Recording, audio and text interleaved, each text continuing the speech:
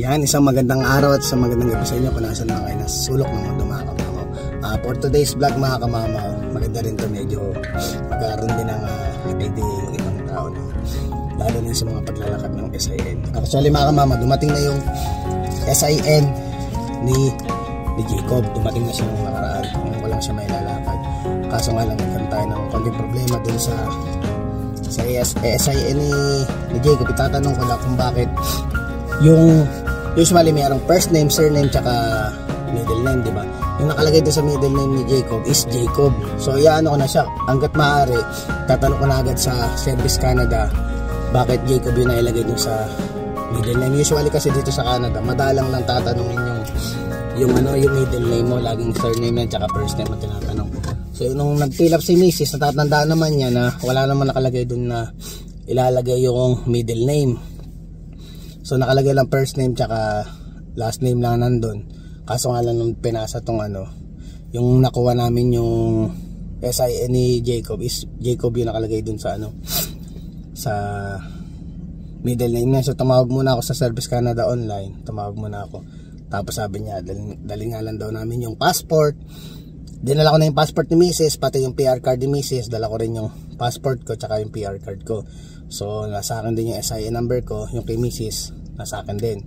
Iano ko na lang mag-i-inquire lang ako na baka pwedeng tatanungin ko kung okay lang ba yung ganito o yung talagang kailangan palitan. Para at least kayo paano ma-share ko din sa inyo yung idea or yung experience na maano natin ngayong araw na to para sa mga susunod na kung sakaling sa inyo mangyari, alam nyo na yung gagawin nyo. So ngayon pupunta tayo sa Service Canada doon sa May Market Mall.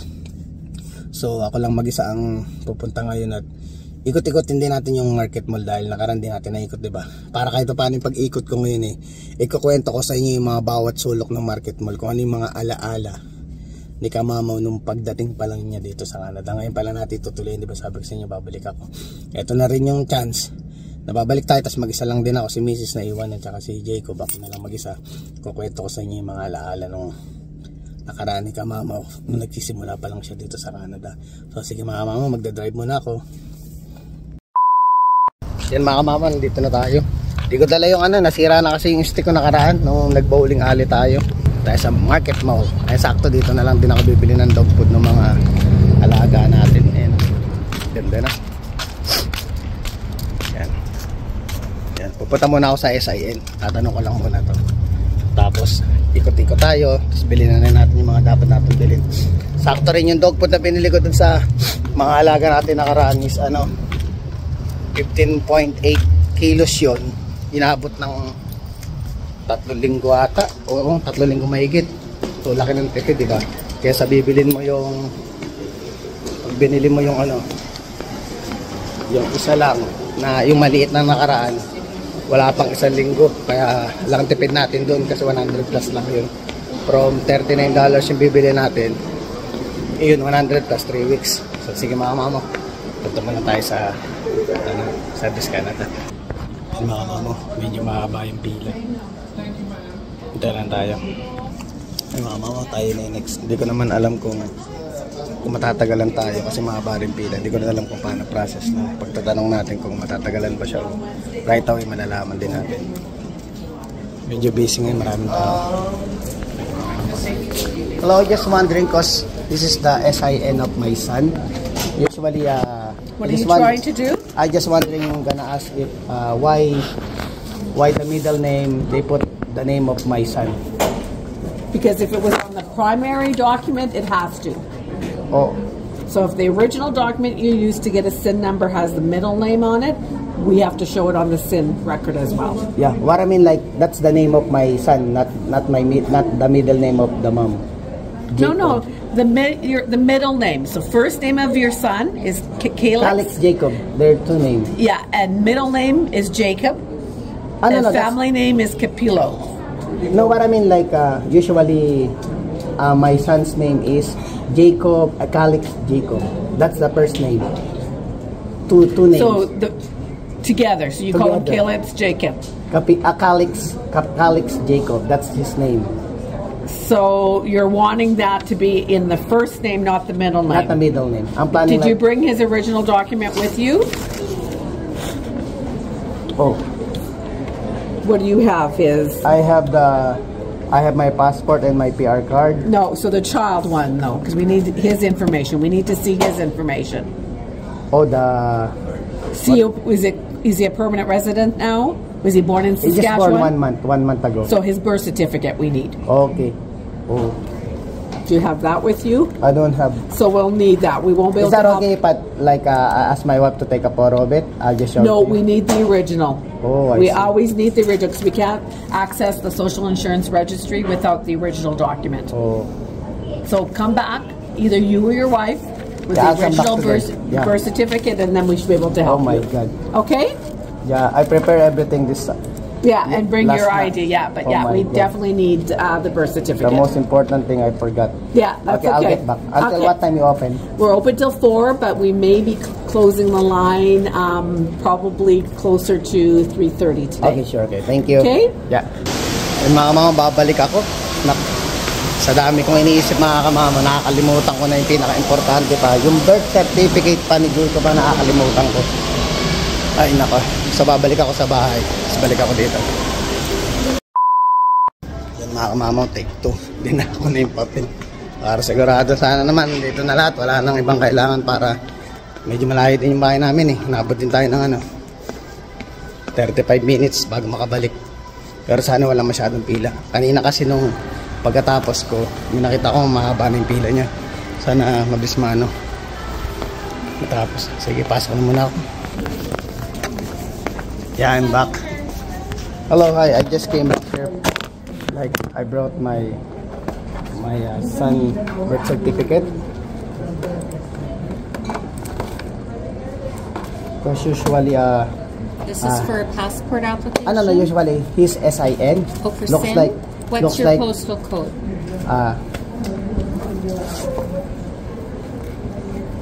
Sorry, ma'am. S7M 1S9. 1S9. 9. Okay. So you're here to get your son a SIN? Usually my son has a SIN, but they put the first name on the middle name. Okay. So you want to correct the way Yeah, the name just to show? correct. So you have his birth certificate. Yeah. Do you know your SIN? I have. And you have photo ID for yourself? You don't have to take it out, but yes? I have Okay. both. Yeah. Perfect. Passport and PR card. Okay. All right, here's your number. Just have a seat. When it's your turn, it pops up on the TV monitor. Okay, good. Ayun, okay na mga kamama ko. G20. G.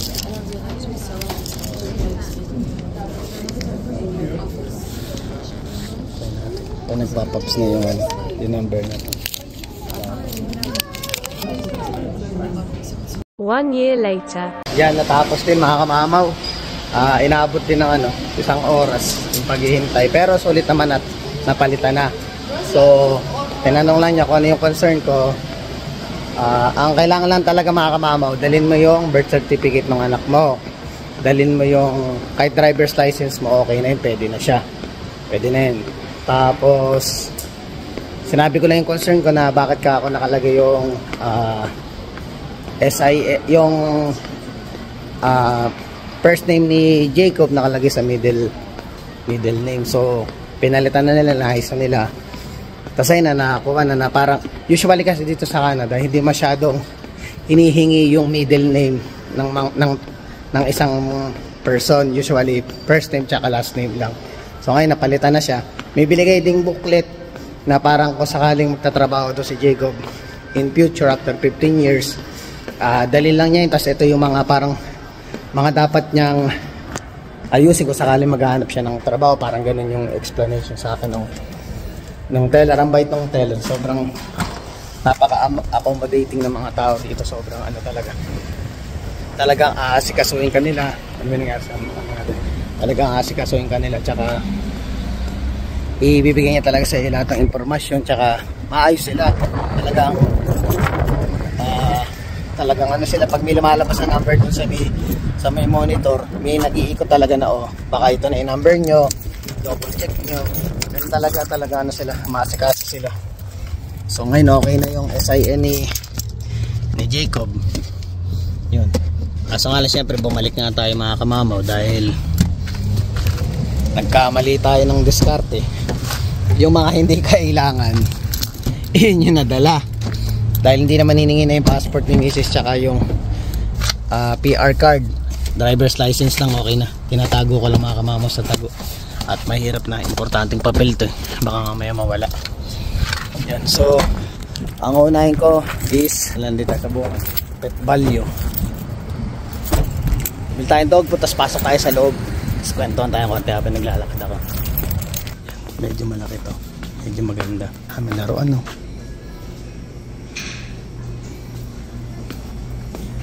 Yan, malaki uli para sulit na.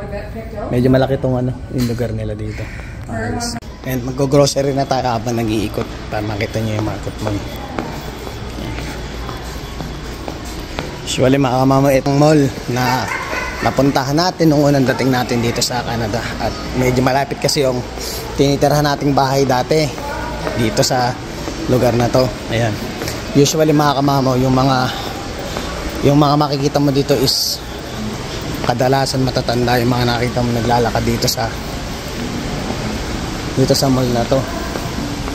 Dahil malapit yung ano dito, yung parang mga yung lugar, bahay ng mga ano, parang mga na retiradong tao na dito sa may building dito sa ano, sa may labas na puro elder yung nakatira. May mga parang bowling ano sila dito. May mga koi fish. Yan, may koi fish dun eh. Ito natin. Ganda mga mamaw.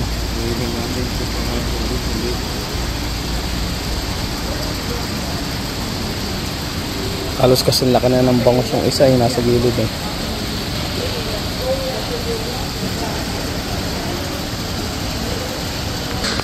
Mapapasin nyo naman mga kamamaw, lahat na nakakasalubong natin ano natin is parang matatandaan sa gilid. Halos lahat, pati yung mga bar dito mga kamamaw ay ano, makikita mo yung mga nakaupo, yung mga nag-i-enjoy sa loob ng bar na yun. Puro matatanda. Tsaka pa sa parang napakasimpleng mall lang niya.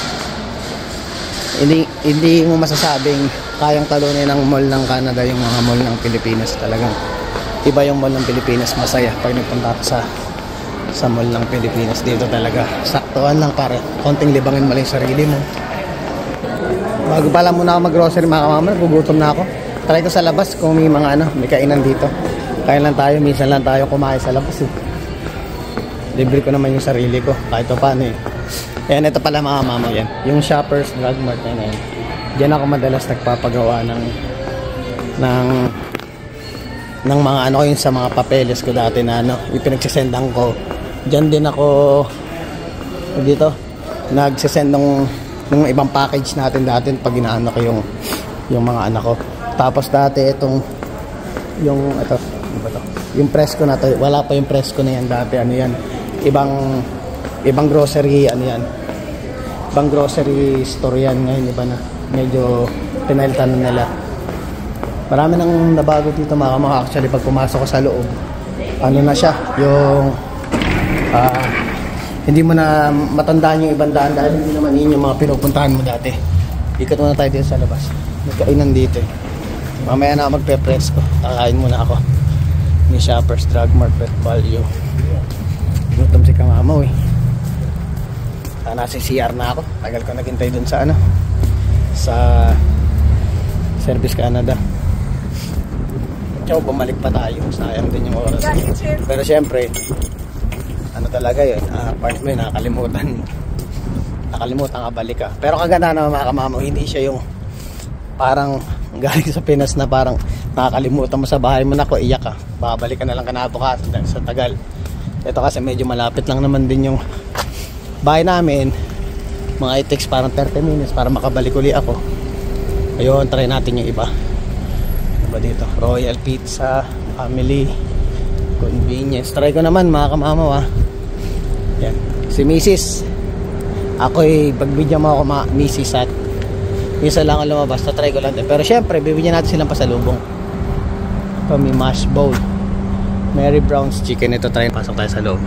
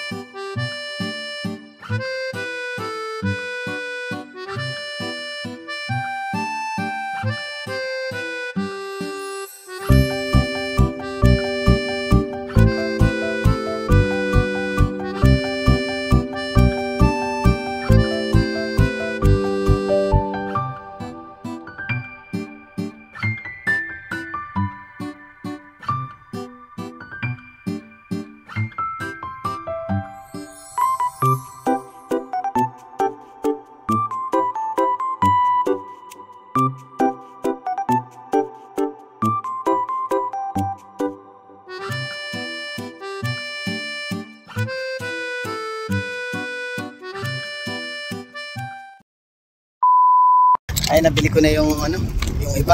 Nadaan lang ako sa Dolorama, bibili ako ng nila Legend, yung pads tsaka yung pag.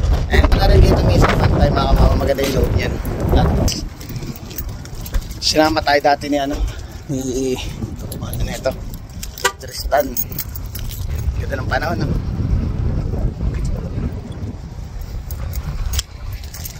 At pa nag-grocery kami, dito kami nakatira sa dulo doon. Diretsuhin mo lang yan. Nila dito. Papunta dito, nilalakan namin palagi. Umaga pa lang, gigising ako ng maaga noon. Dahil mag-grocery na ako. After ko mag-grocery, magluluto ako nung pagkain ko ng ilang araw. Dahil pagpasok natin sa berry farm dati, kasi ginagawa ko. Tsaka, syempre, maglilinis ang bahay, maglalaba. Kasi sa'yo lahat naman talaga makamama, lalo pag ikaw na mag-isa. Sa'yo lahat yun dapat. Yan mo, ibabalance mo yung oras mo, lalo pag day off mo. Gawin mo na lahat ng mga dapat mo gawin para sa susunod na day off mo. Kasi usual 2 day off natin, di ba? Para sa susunod na day off mo, kung gusto mong mamasyal o libangin yung sarili mo, magagawa mo, diba? Yan, okay na. Gatas na lang ni Jacob kasi paubos na eh. Tapos nakapabili si Mrs. na parang great taste sa Asian store sa Migam. Bili ko na rin ng chicken feet yung mga alaga natin. So yun na lang ang kulang. Great taste, saka yung yung paborito naming tinapay na sinasawsaw sa kape, yung biskotyo. Tapos na, kompleto na. Kompleto na yung Ay, tagal din. Anong oras ako man sa bahay? 12 o'clock. Anong oras na po? 3:10 na ng hapon. So 3 oras na tayo dito sa Market Mall. Yan. Ganda ng bike ni. Saan magbisikleta dito? Tsaka tahimik dito mga kamama. Kung gusto mo talagang bago ka lang dito sa Saskatoon at gusto mo medyo matahimik yung lugar na titirhan mo, piliin mo tong east side. Dito pinakatahimik. Dito ka na-experience yung mga kamama, honestly, kapag iniwan mong bukas yung bahay nyo, walang papasok, walang basta-basta papasok dun sa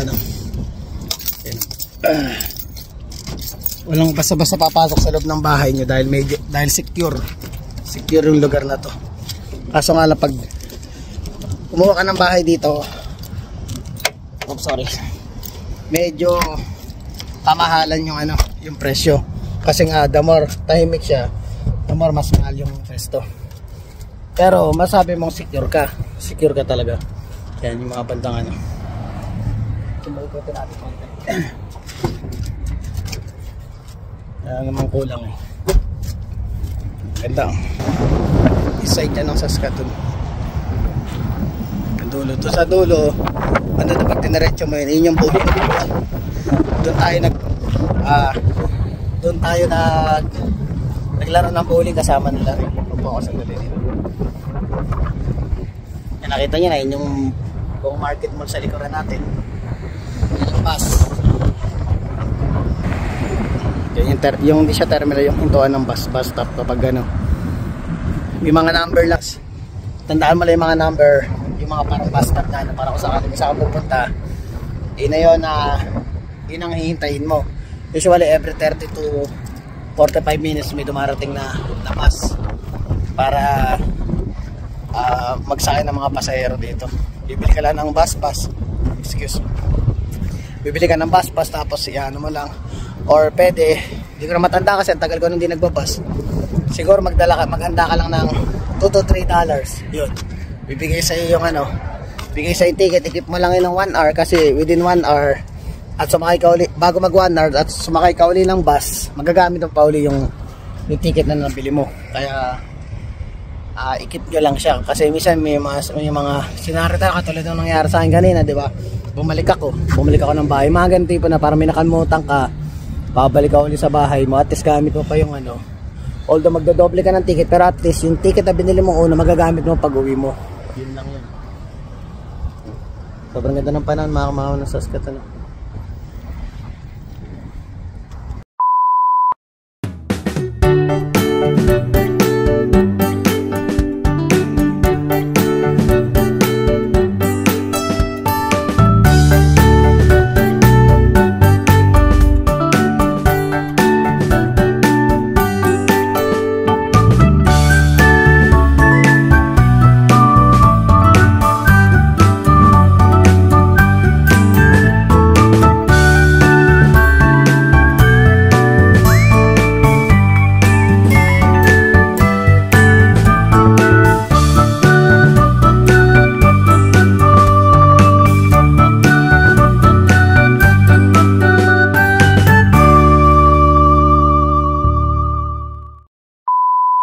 Yan mga kamamaw, dito na tayo sa bahay. Ayun yung malalaking isaw yan mga kamamaw. Pinakuluan lang natin sa sukang may asin na mga 30 minutes ay taas ihaw natin. Tapos minarinate ko ng konti sa special sauce natin yan. Sarap po. Sinusulit ko na dahil Friday na ngayon, 2 days na lang. Babalik na tayo sa trabaho. Tsaka para si Miss may pagkain na pag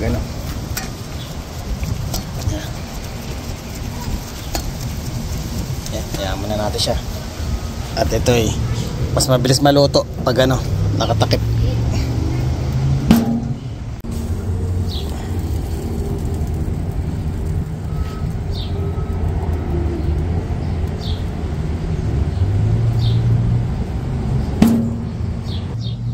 Ayan, naluto na. So maghahain na ako, kakain na kami ng misis. Ayan, kain tayo mga kamamaw. Ayan, kain tayo ng inihaw.